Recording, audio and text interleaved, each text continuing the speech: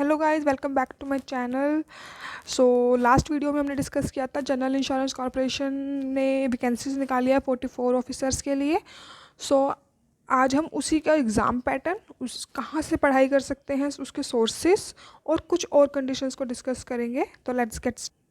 इस वीडियो में मैं जनरल स्ट्रीम का एग्ज़ाम पैटर्न ही डिस्कस करने वाली हूँ, ठीक है। सो जो जनरल स्ट्रीम का जो एग्ज़ाम होगा वो 3 पार्ट्स में होगा, part A, part B, part C. तो 3 स्टेप्स में कंडक्ट होगा। इससे मतलब ये नहीं है कि 3 अलग अलग दिन होगा, एक ही दिन होगा, लेकिन 3 पार्ट्स में डिवाइड होगा एग्ज़ाम।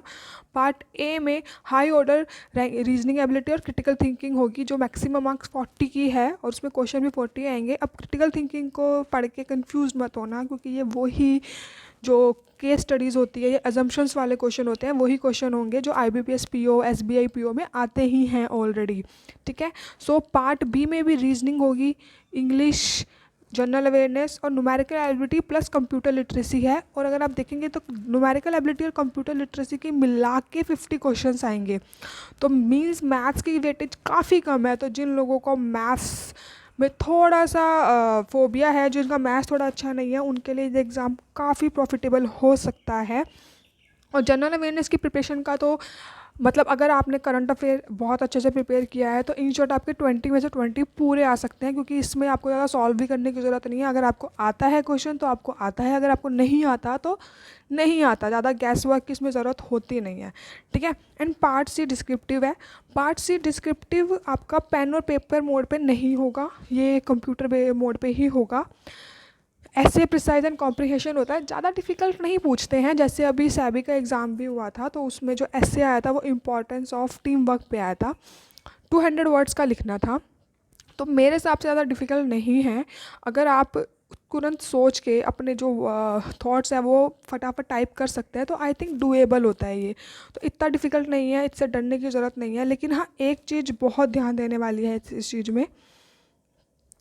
अगर आप ध्यान से देखेंगे तो इसमें आप देखिए कि उन्होंने मिनिमम क्वालिफाइंग मार्क्स दिए हुए 60% for OBC and general and 50% for SC/ST। जो 60% है और वो मेरे अकॉर्डिंग बहुत ज़्यादा है, क्योंकि जो और भी पहले भी कुछ नोटिफिकेशन निकले थे उसमें हमने देखा था वो 45% रख देते हैं या 40, लेकिन उन्होंने 60% रखा है, जो कि as compare to other exams काफ़ी ज़्यादा है, ठीक है।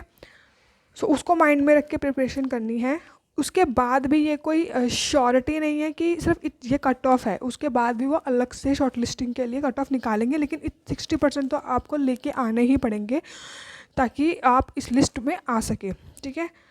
ओवरऑल सिलेक्शन के लिए भी मतलब ओवरऑल सिलेक्शन से मतलब ऑनलाइन एंड GDN इंटरव्यू के मिला के भी आपको 60% for general OBC and 50% for SC/ST लाने कंपलसरी हैं।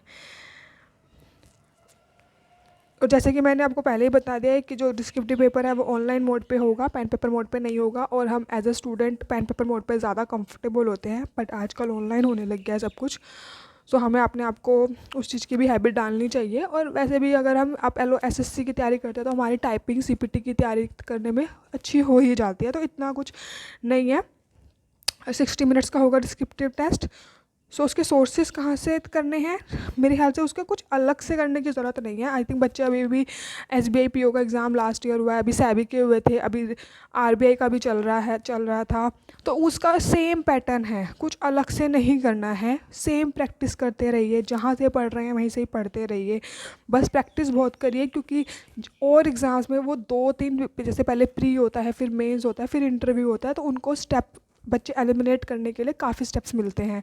लेकिन इसमें एक ही एग्ज़ाम है, तो एलिमिनेट भी वो बच्चे इसी में ही होंगे और सिलेक्शन भी इसी एग्ज़ाम से होगा, तो एक ही एग्ज़ाम होगा। सो इज़ बेटर कि आप पूरा प्रिपरेशन कीजिए और जल्दी से जल्दी अच्छी सी जॉब ले लीजिए।